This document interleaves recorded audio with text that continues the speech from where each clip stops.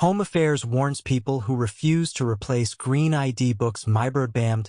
November 21, 2024. Many South African citizens are avoiding applying for their smart IDs.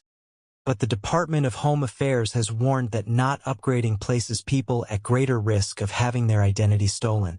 Some have said that long queues at Home Affairs branches are putting them off, while others believe they should get their first smart ID card free since the government decided to change the documents, not them. However, Home Affairs officials have said South Africans should put their security first and heed the call to switch to the newer document. Smile ID's 2024 Digital Identity Fraud Report found that South Africa's Green ID book was the most targeted in Africa for fraudulently gaining access to various services. The firm said national IDs were regularly targeted because they were the most common form of government identification and mandatory for most adults. In addition to providing access to welfare benefits, Home Affairs recently reported that they had picked up forged documents used to apply for bank loans. Director General Tommy Makhode recently told the Parliamentary Portfolio Committee on Home Affairs that they were on a quest to eradicate the green barcoded ID book. Makhode said they wanted to ensure every South African has a smart ID card, which is a more secure document. He was answering the committee's questions following a presentation about the department's ongoing efforts to combat fraud and address the problem of forged ID books and passports. Makhode highlighted their efforts to digitally transform the department as a crucial step in tackling the issue.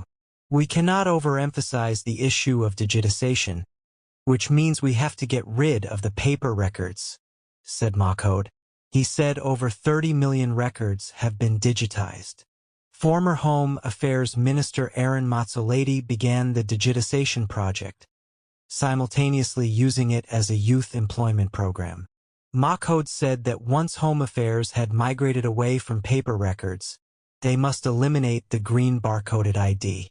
As soon as we do that, we can move to the digital realm, he said.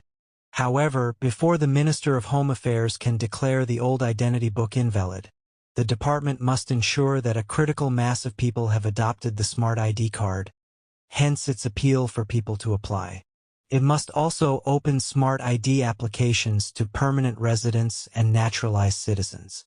Currently, naturalized citizens may only apply by requesting an invitation from the Director General of the Department of Home Affairs.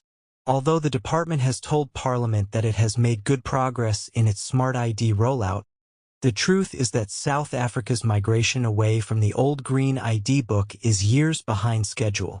When former Home Affairs Minister Naledi Pandor first launched South Africa's Smart ID card project in 2013, the plan was to phase out the ID book and declare it invalid by 2021. In addition to driving uptake of the Smart ID card, current Home Affairs Minister Leon Schreiber has announced his plan for Home Affairs at Home. Schreiber revealed his plans to fully digitize Home Affairs services in August 2024, saying that the only way to tackle fraud was to remove the opportunity for human intervention in the system. It is only possible for someone to steal an ID number or engage in fraudulent activity like swapping out photos because the system has gaps that allow for human intervention, Schreiber said. Until such time as Home Affairs has been transformed into a digital-first department, these abuses will keep happening. Besides addressing fraud, Schreiber said such a system would also improve service delivery. He said the aim is to create a new system where South Africans can submit ID and other applications from the comfort of their own home through a digital platform. These documents are then delivered to their doorstep, anywhere in the world, similar to the types of services banks offer for credit and debit cards.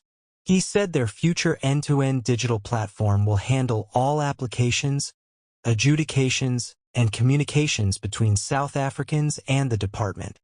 After an online application for an ID, passport, certificate, or visa is submitted, a machine learning-based risk engine will verify the completeness of the application.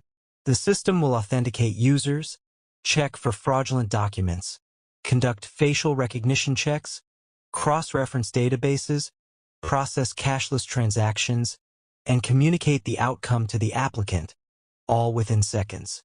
No more standing in queues, no more waiting months or years for an outcome, no more being kept in the dark about the status of an application, Schreiber said. And no more space for officials or syndicates to solicit bribes for a transaction to be processed.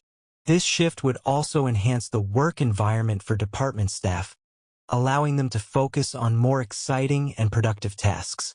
This would include devoting our staff to serving those who truly need it most, said Schreiber, including the poorest members of our society, people in rural areas, the 10% of South Africans who don't yet use smart devices, and those exceptional or complicated cases that require more resources to resolve.